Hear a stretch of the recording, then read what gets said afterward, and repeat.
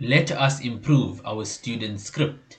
So, with the concept of variables in your mind, let us attempt to change our script to be more versatile and automated. You will find that as we learn about one concept, a new concept arises. For example, here you will be introduced to an operation that can be performed on string data type. It is called concatenation. To be specific, string concatenation. The name given to the process may sound difficult, but it is not. Concatenation simply means adding two or more strings to each other, thereby forming a single string. We can basically merge several strings into a single one. To do this, we use our well-known addition plus operator.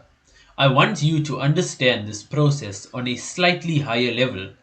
Head to your IDE and use a print function to print the sum plus of the strings A and B. The addition operator must be situated in between the strings and not be enclosed in any quotations.